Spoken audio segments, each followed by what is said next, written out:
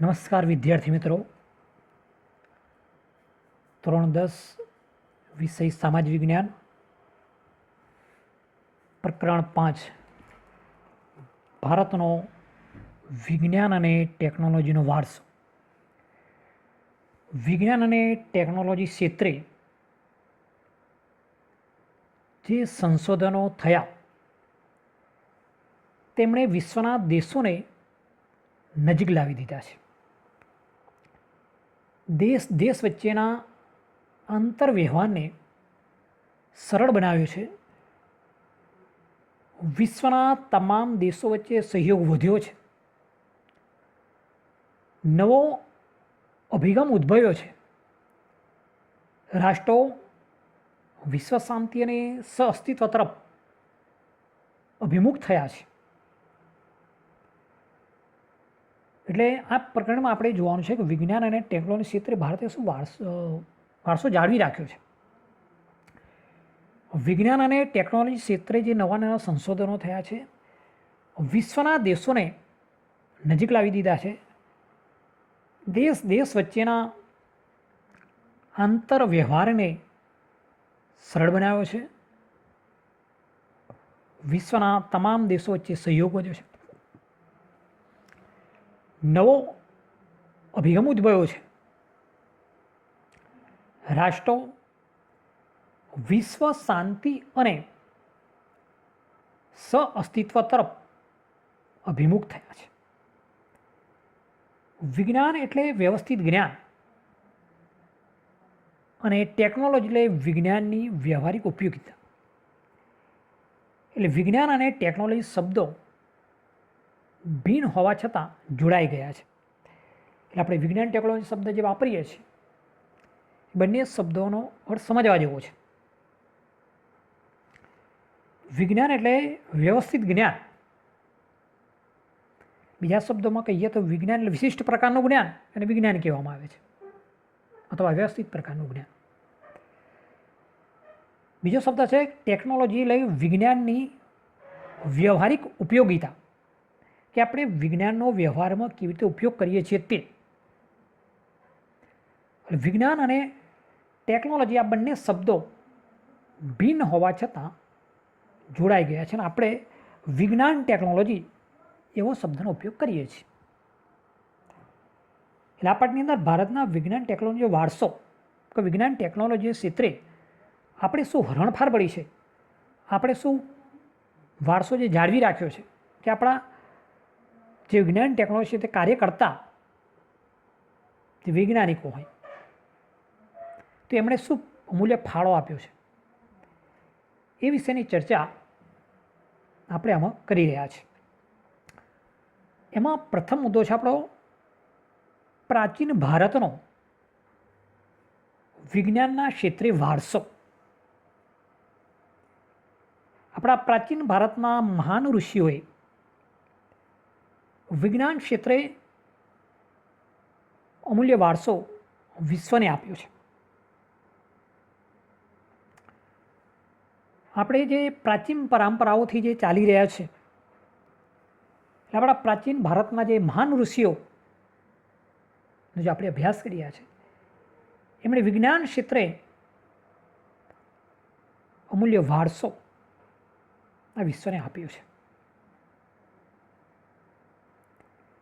એમાં ધાતુવિદ્યા, રસાયણ વિદ્યા, વૈદિક વિદ્યા, શૈલ ચિકિત્સા, ગણિતશાસ્ત્ર, ખગોળશાસ્ત્ર, જ્યોતિષશાસ્ત્ર, વાસ્તુશાસ્ત્ર, ભૌતિકશાસ્ત્ર જેવા વિજ્ઞાનના અનેક ક્ષેત્રોમાં આપણા ઋષિઓએ મહત્તમ ફાળો આપ્યો છે, જે આપણા માટે ગૌરવની વાત છે. એટલે આપણા મહાન ઋષિઓએ જે ફાળો ધાતુવિદ્યા હોય, રસાયણ વિદ્યા હોય, વૈદિક વિદ્યા હોય, શૈલ્ય ચિકિત્સા હોય, ગણિતશાસ્ત્ર, ખગોળશાસ્ત્ર, જ્યોતિષશાસ્ત્ર, વાસ્તુશાસ્ત્ર, ભૌતિકશાસ્ત્ર જેવા વિજ્ઞાનના અનેક ક્ષેત્રોમાં આપણા ઋષિઓએ મહત્તમ ફાળો આપ્યો છે. જે આપણા માટે ગૌરવની વાત છે. ભારતે માત્ર સાહિત્ય, કલા, ધર્મ, શિક્ષણ અને તત્વચિંતન જેવા ક્ષેત્રોમાં ફાળો નથી આપ્યો, પરંતુ વિવિધ વિજ્ઞાન અને ટેકનોલોજીના ક્ષેત્રમાં પણ પોતાનો સિંહ ફાળો આપ્યો છે. અર્વાચીન યુગના સંશોધનો દ્વારા જાણવા મળ્યું છે કે ભારત આધ્યાત્મિક વિચારધારાની સાથે સાથે વૈજ્ઞાનિક દૃષ્ટિબિંદુ પર ધરાવે છે. આપણે જોઈએ માત્ર ભારતે સાહિત્ય, કલા, ધર્મ, શિક્ષણ અને તત્વચિંતન જેવા ક્ષેત્રોમાં ફાળો નથી આપ્યો, પરંતુ વિજ્ઞાન અને ટેકનોલોજી ક્ષેત્રમાં પણ પોતાનો સિંહ ફાળો આપ્યો છે. એટલે આગળ આપણે ભણ્યા તો સાહિત્ય વિશે ભણ્યા, કલા વિશે, ધર્મ વિશે, શિક્ષણ વિશે, તત્વચિંતન, આ બધામાં ફાળો છે જ. પણ એ સિવાય વિજ્ઞાન અને ટેકનોલોજી ક્ષેત્રોમાં પણ આપણા ભારતનો સિંહ ફાળો રહેલો છે. એટલે વિજ્ઞાન ટેકનોલોજી ક્ષેત્રમાં પણ આપણે હરણફાળ ભરેલી છે. એનો વારસો જળવાઈ રહેવા પ્રયત્નો પણ આપણે કર્યા છે. અર્વાચીન યુગના જે સંશોધનો દ્વારા આપણે જાણવા મળ્યું છે કે અર્વાચીન યુગની અંદર જે નવા નવા સંશોધનો થયા, એ સંશોધનો દ્વારા જાણવા મળ્યું કે ભારત આધ્યાત્મિક વિચારધારાની સાથે સાથે વૈજ્ઞાનિક દૃષ્ટિબિંદુ પણ ધરાવે છે. પાશ્ચાત્ય દેશોની મોટાભાગની વિજ્ઞાન અને ટેકનોલોજીની શોધોમાં એક યા બીજી રીતે પ્રાચીન ભારતના વિજ્ઞાનનું તત્વ સમાયેલું છે. કે આપણી જે આધ્યાત્મિક વિચારધારા છે, એ વિચારધારાની સાથે સાથે વૈજ્ઞાનિક દૃષ્ટિબિંદુ પણ આપણે ધરાવીએ છીએ. પાશ્ચાત્ય દેશોની જે મોટાભાગની વિજ્ઞાન અને ટેકનિકલ ક્ષેત્રમાં જે શોધો છે,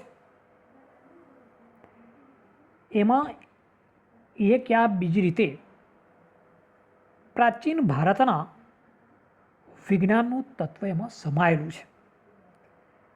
આપણો પ્રાચીન ભારતનો વિજ્ઞાન ક્ષેત્રનો વારસો અલભ્ય કહેવાય, અમૂલ્ય કહેવાય,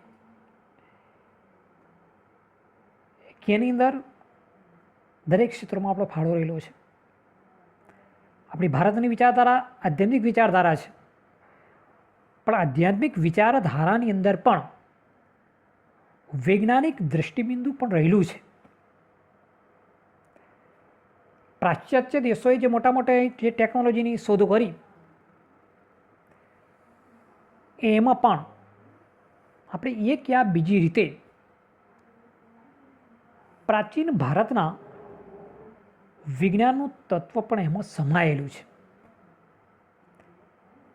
એટલે આપણો પ્રાચીન ભારતનો વિજ્ઞાન ક્ષેત્રે પણ અમૂલ્ય સિંહ ફાળો રહેલો છે.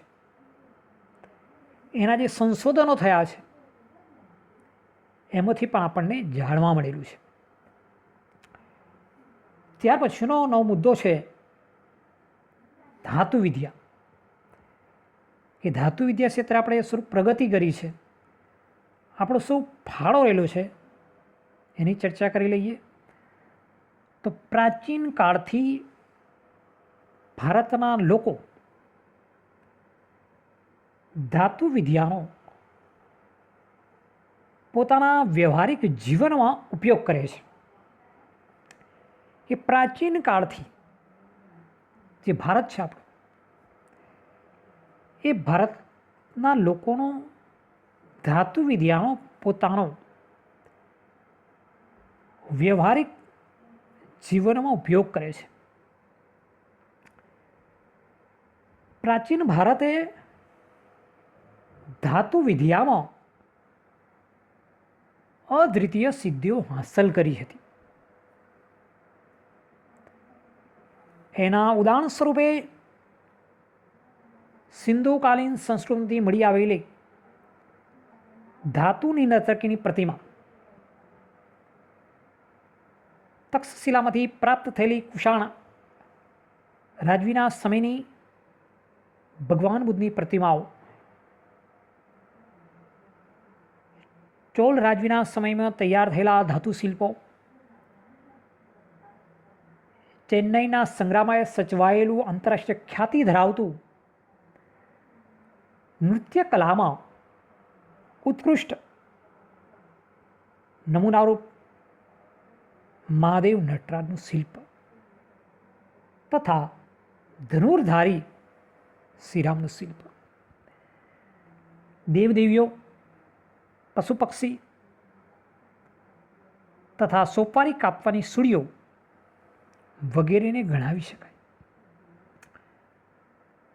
આ ધાતુ શિલ્પો બનાવવાની પરંપરા 10મી અને 11મી સદીથી વિકાસ પામી છે. આપણે ધાતુ વિદ્યાને સરસ એવું સમજી લે ફરીવાર, પરીક્ષાની અંદર આની ટૂંકનોટ પણ આવી શકે છે. તો આપણે પ્રાચીન કાળથી ભારતના લોકોનો ધાતુ વિદ્યાનો પોતાના વ્યવહારિક જીવનમાં ઉપયોગ કરે છે. પ્રાચીન કાળથી જ્યારે ધાતુ વિદ્યાની શોધ થઈ ત્યારથી લઈને આજે સુધી કે આપણો ધાતુ વિદ્યાનો વ્યવહારિક જીવનમાં ઉપયોગ કરે છે.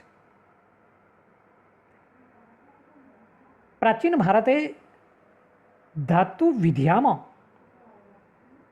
અદ્વિતીય સિદ્ધિઓ હાંસલ કરી હતી. કઈ કઈ સિદ્ધિઓ હાંસલ કરી એના કેટલાક ઉદાહરણ સ્વરૂપે આપણને માહિતી આપેલી છે કે સિંધુકાલીન સંસ્કૃતિમાંથી મળી આવેલી ધાતુની નર્તકીની પ્રતિમા, એટલે આપણે સિંધુકાલીન સંસ્કૃતિની જે વાત કરીએ ભણ્યા છીએ આગળ, તેમાંથી જે મળી આવેલી ધાતુની નર્તકીની પ્રતિમા, ત્યાર પછી છે તક્ષશિલામાંથી પ્રાપ્ત થયેલી કુષાણ રાજવીના સમયની ભગવાન બુદ્ધની પ્રતિમાઓ, ચોલ રાજવીના સમયમાં તૈયાર થયેલા ધાતુ શિલ્પો, ચેન્નાઈના સંગ્રહમાં સચવાયેલું આંતરરાષ્ટ્રીય ખ્યાતિ ધરાવતું નૃત્ય કલાના ઉત્કૃષ્ટ નમૂનારૂપ મહાદેવ નટરાજનું શિલ્પ, ધનુર્ધારી શ્રીરામનું શિલ્પ, દેવદેવીઓ, પશુ પક્ષી તથા સોપારી કાપવાની સુડીઓ, જે સોપારી કાપવા માટે સુડી વપરાય છે ને એ સુડીની વાત છે, એ પહેલાં ધાતુની હતી વગેરે ગણાવી શકાય છે. આ ધાતુ શિલ્પો બનાવવાની પરંપરા છે એ 10મી અને 11મી સદીથી વિકાસ પામી. એટલે આ પ્રમાણે ધાતુ વિદ્યા ક્ષેત્રે પણ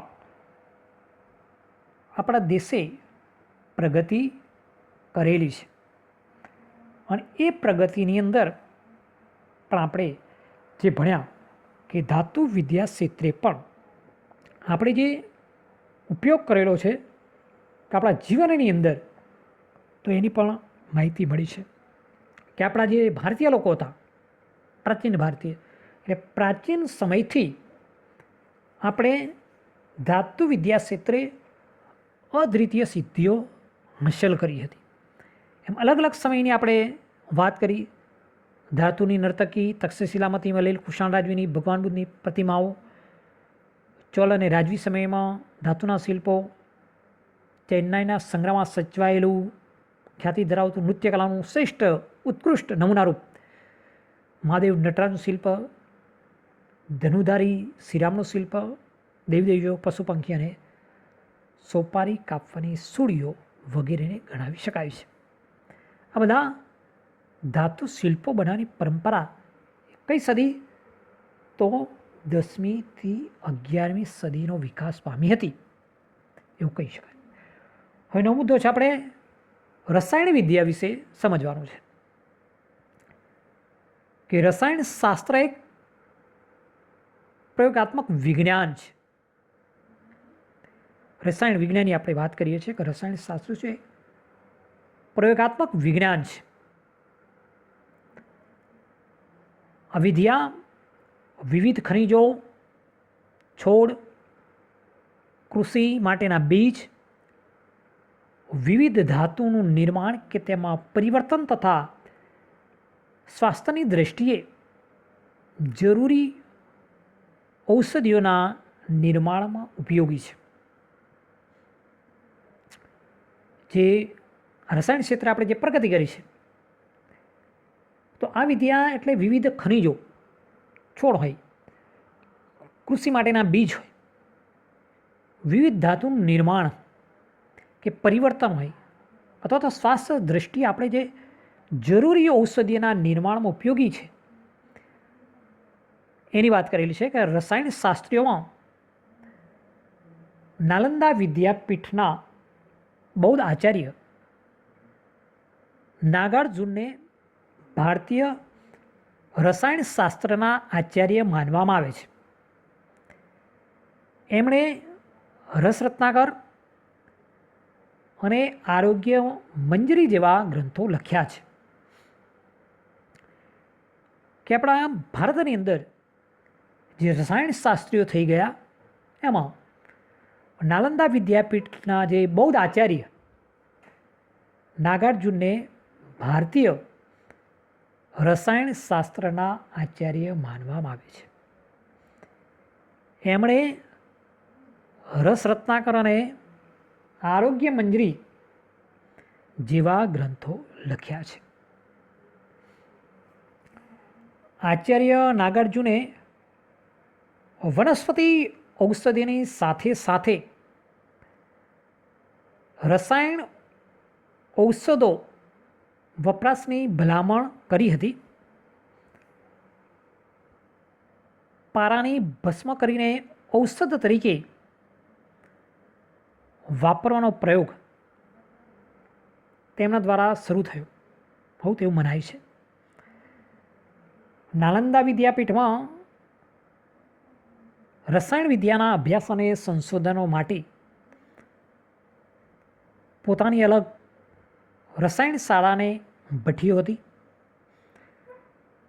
રસાયણ શાસ્ત્રોના ગ્રંથોમાં મુખ્ય રસ, ઉપરસ, 10 પ્રકારના વિષ તેમજ વિવિધ પ્રકારના ક્ષારો અને ધાતુના ભસ્મનું વર્ણન મળે છે.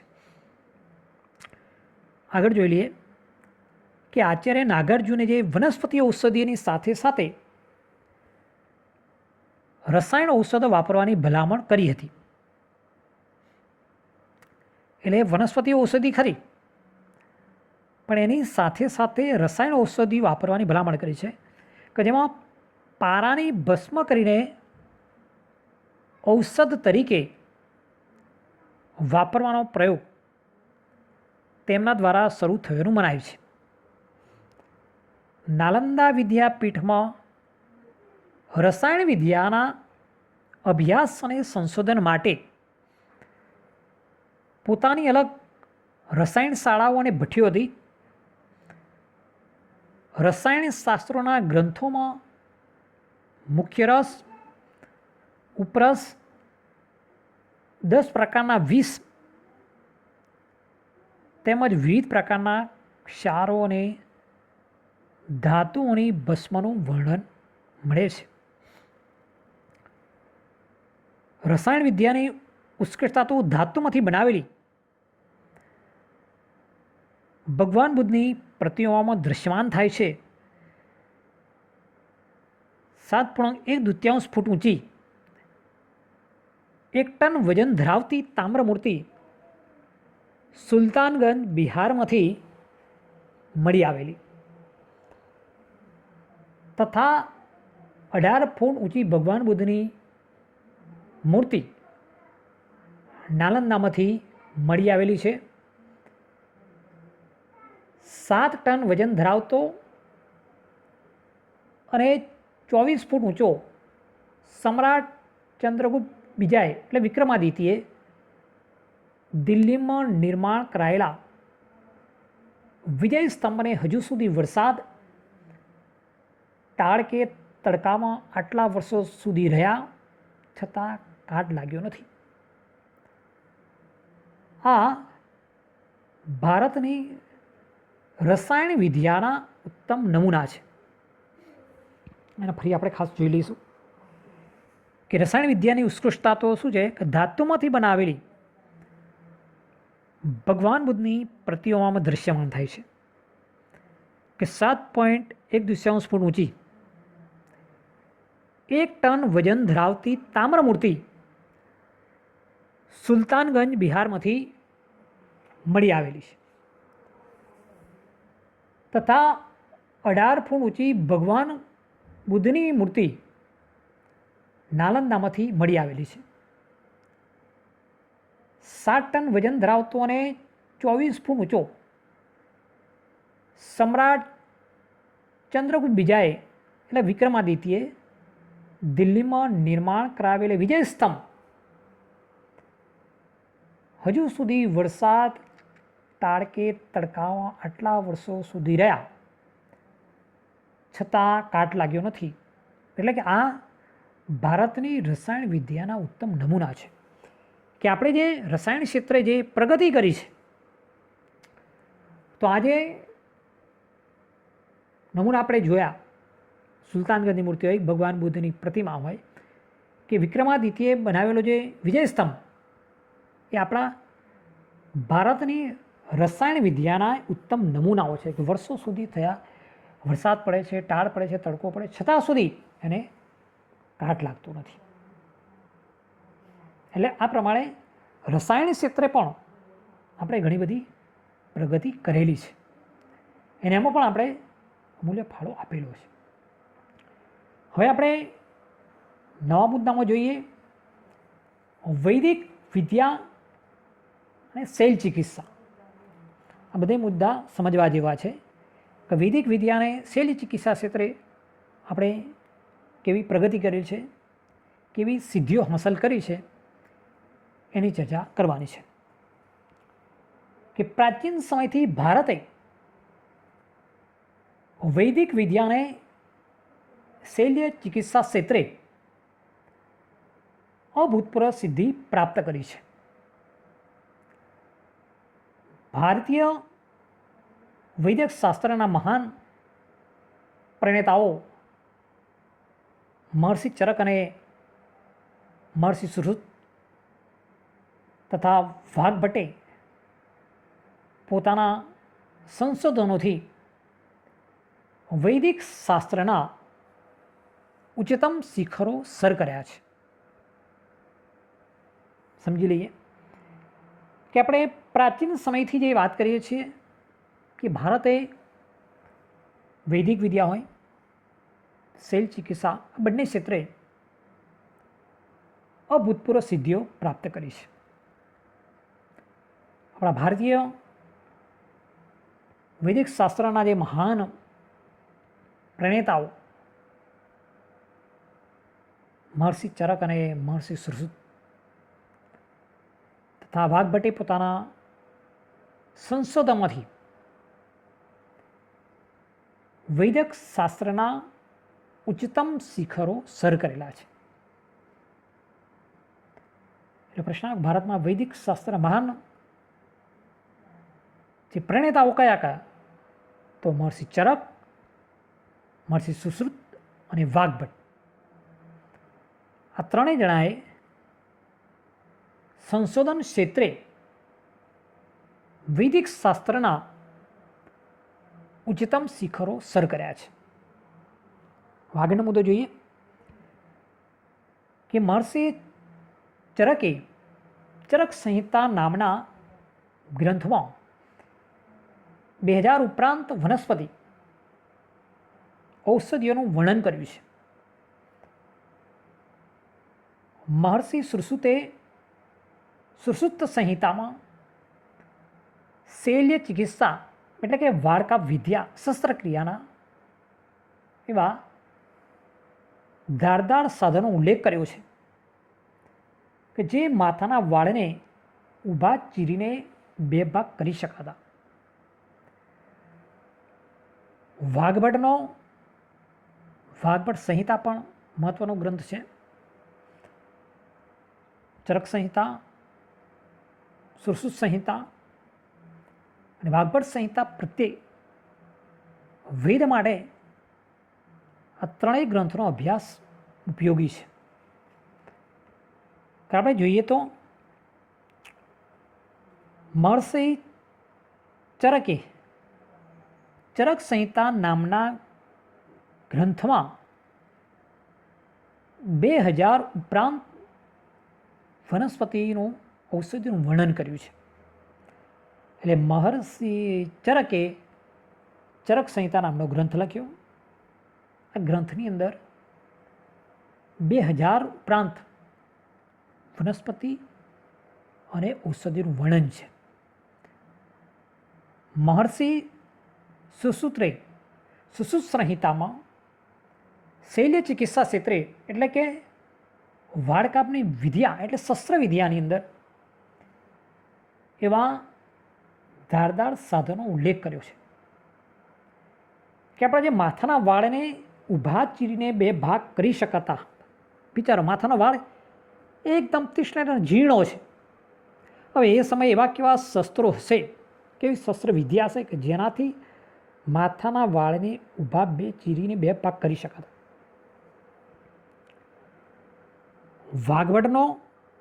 વાઘભટ્ટ સંહિતા પણ મહત્વનો ગ્રંથ છે.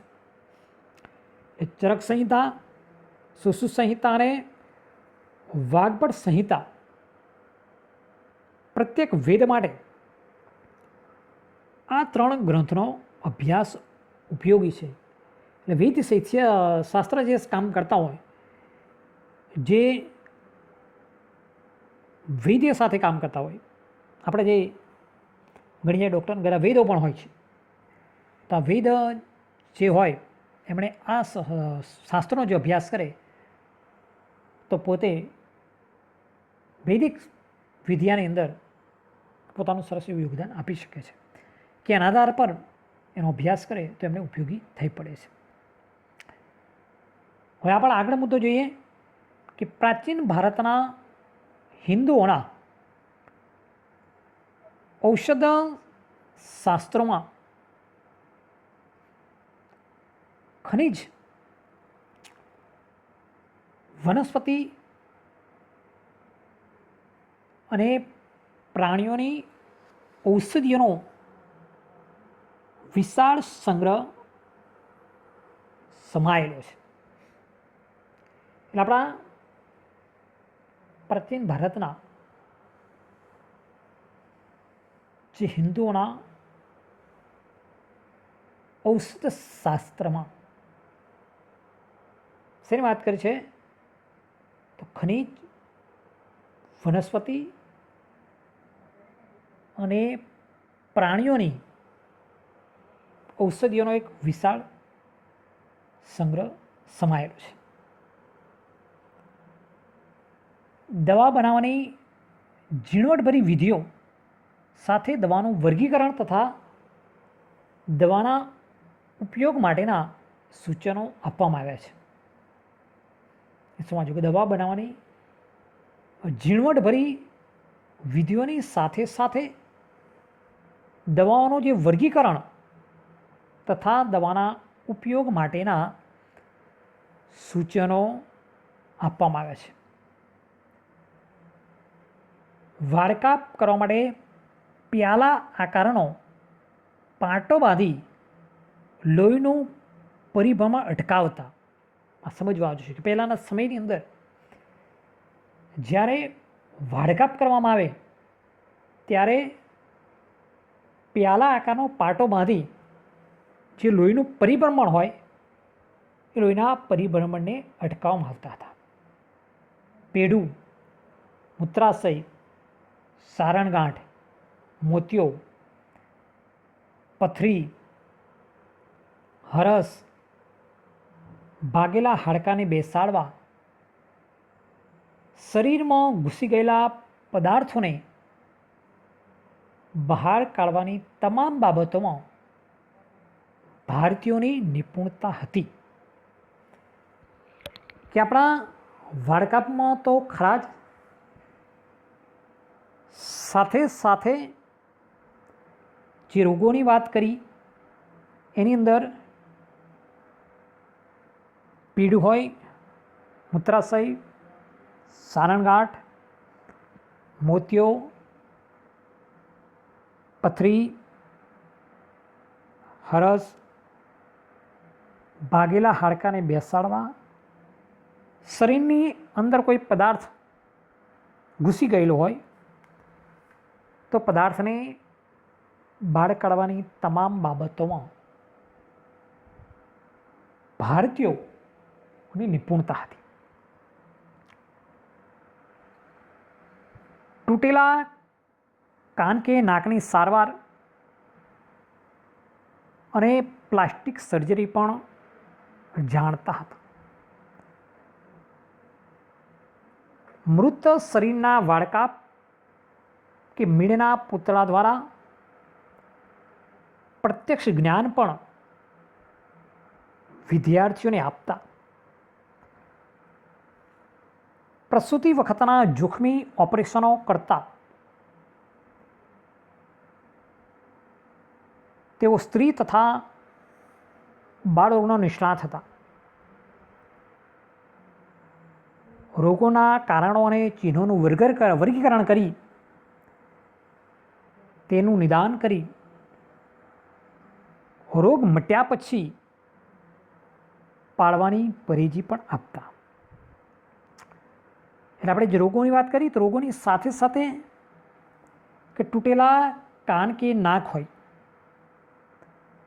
તો એની સારવાર અને પ્લાસ્ટિક સર્જરી પણ જાણતા હતા. મૃત શરીર હોય તો એના પર એ વાળકાપ કે મીણના પૂતળા દ્વારા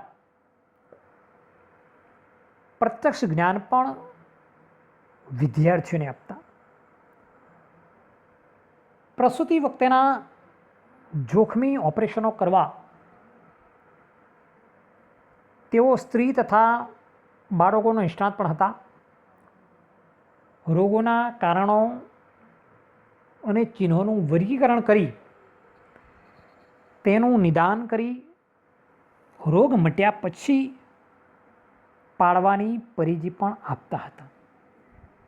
એટલે રોગ ક્ષેત્રે, વાળકાપ ક્ષેત્રે તો હાર્ડવેર ક્ષેત્રે પણ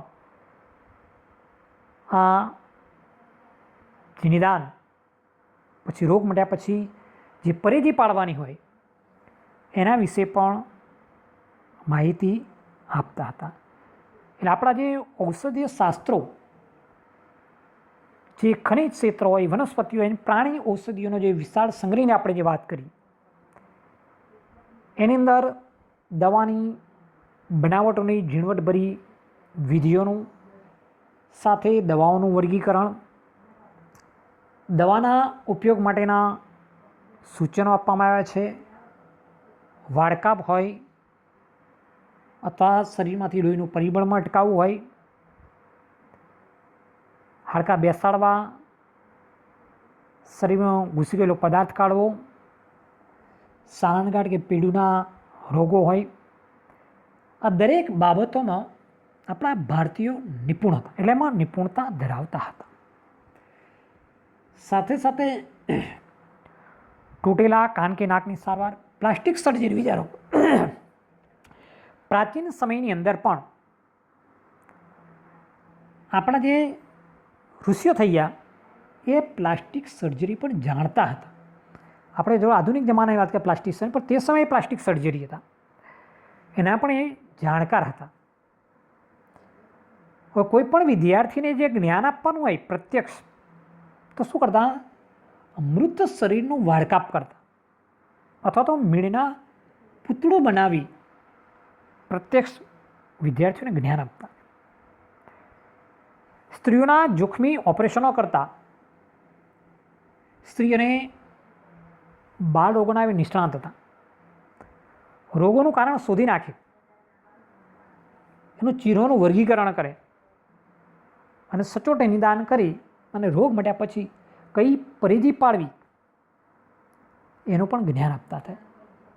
એટલે આપણા જે વૈદિક અને શૈલ્ય ચિકિત્સા ક્ષેત્રે જે અભૂતપૂર્વ સિદ્ધિ હાંસલ કરી છે એની માહિતી છે.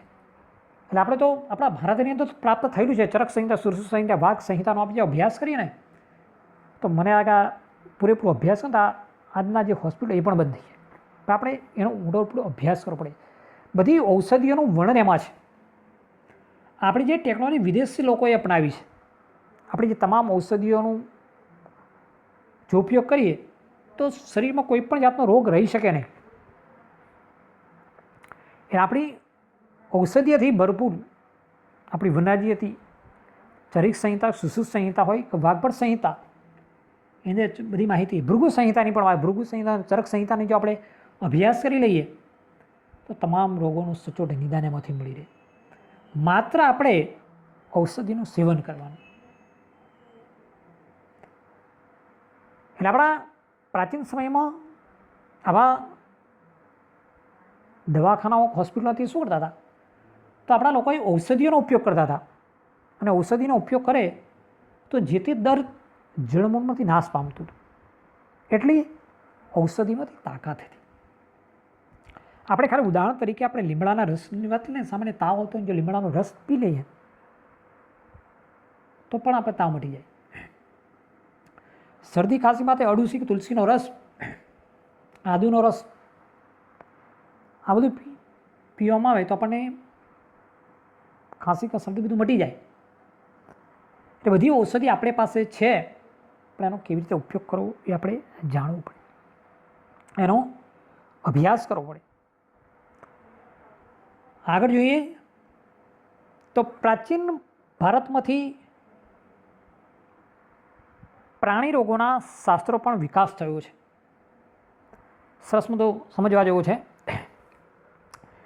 કે પ્રાચીન ભારતમાં પ્રાણી રોગોના શાસ્ત્રોનો પણ વિકાસ થયો. માનવશાસ્ત્ર નહીં પણ પ્રાણીઓ માટેનું શાસ્ત્ર એનો પણ વિકાસ થયો. અશ્વ એટલે ઘોડો, તાર હસ્તી એટલે હાથીના રોગો પણ ગ્રંથો લખાયા છે. વિચારો, માનવજી નહીં કે માનવ શરીર સાથેના નહીં પણ પ્રાણીઓ સાથે અશ્વ અને હાથીના રોગો પરના પણ ગ્રંથો લખાયા છે.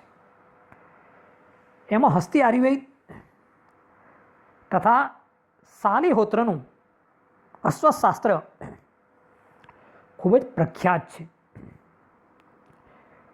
વૈદક શાસ્ત્રના વિદ્વાન વાઘભટે નિદાન ક્ષેત્રે અષ્ટાંગ હૃદય જેવા ગ્રંથો લખી મહત્વનો ફાળો આપ્યો હતો. એટલે આપણા પ્રાચીન જે ગ્રંથો છે એ પ્રાણીઓ પર લખાયેલા છે. હાથીઓ માટે હસ્તી આયુર્વેદિક તથા ઘોડાઓ માટે શાલિહોત્રનું અશ્વશાસ્ત્ર ખૂબ જ પ્રખ્યાત છે. વૈદિક શાસ્ત્રના વિદ્વાન વાઘભટે નિદાન ક્ષેત્રે અષ્ટાંગ હૃદય જેવા ગ્રંથો લખી મહત્વનો ફાળો આપ્યો હતો. એટલે આમ પ્રાચીન ભારતીય શાસ્ત્રની અંદર પ્રાણી શાસ્ત્રના રોગોનો પણ વિકાસ થયો અને એમણે પણ શાસ્ત્રોનો અભ્યાસ કર્યો. તો એની અંદર પણ શાસ્ત્રો લગાવ્યા છે કે ઘોડાને પણ કોઈ રોગ થયો કે હાથીને કોઈ રોગ થયો હોય એના માટેના ગ્રંથો લખે, એનો પણ અભ્યાસ થાય. તે હસ્તી આયુર્વેદિક અને શાલિહોત્રનો અશ્વ શાસ્ત્ર એ મહત્ત્વના ગ્રંથ છે. વૈદિક શાસ્ત્ર વિદ્વાન વાઘભટે તો અષ્ટાંગ હૃદય જેવો ગ્રંથ લખી મહત્ત્વનો ફાળો આપ્યો છે.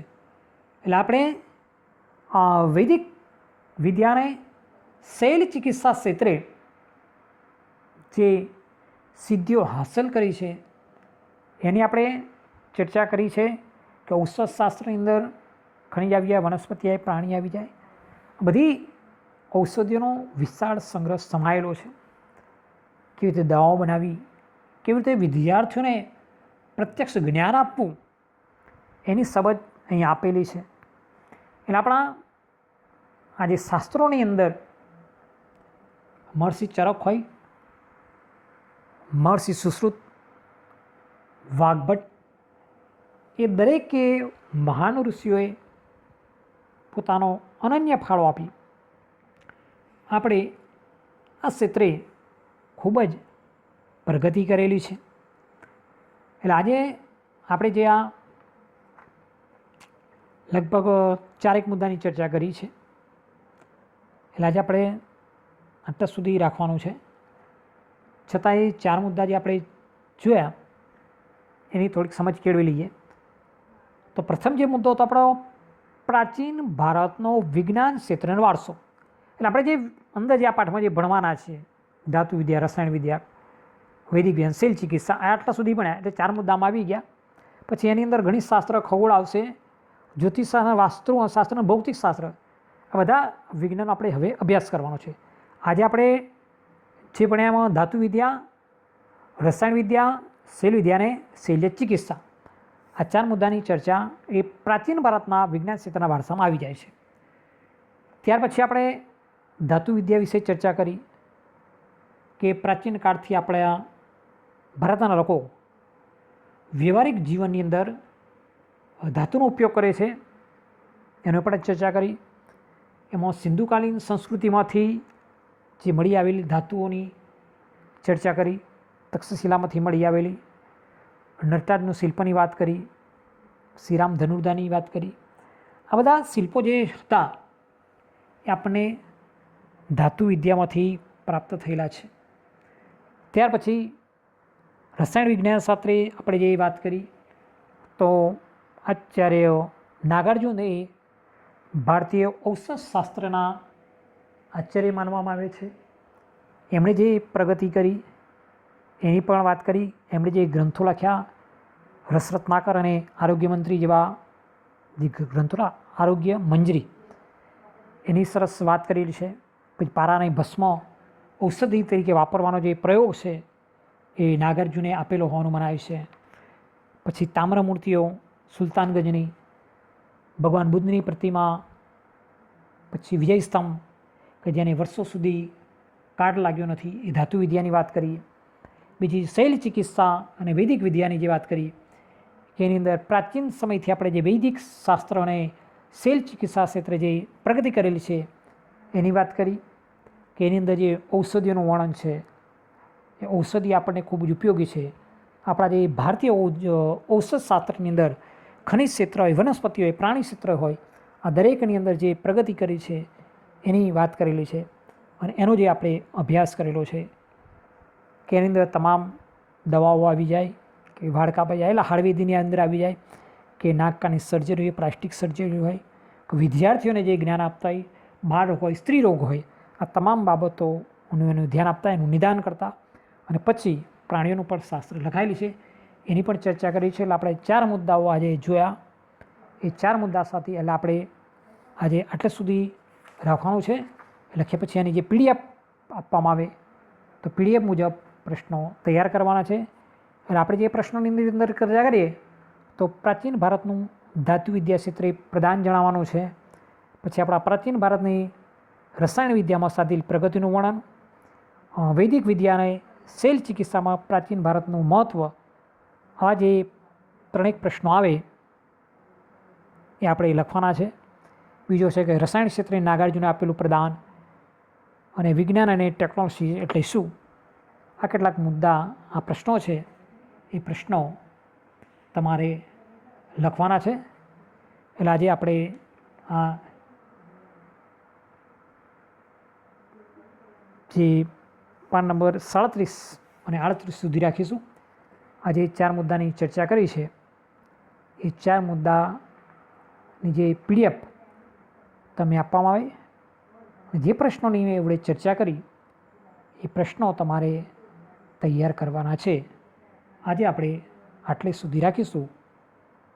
હવે પછીના તાસમાં ગણિતશાસ્ત્ર, ખગોળશાસ્ત્ર, જ્યોતિષ અને વાસ્તુશાસ્ત્ર આ 4ની ચર્ચા કરીશું.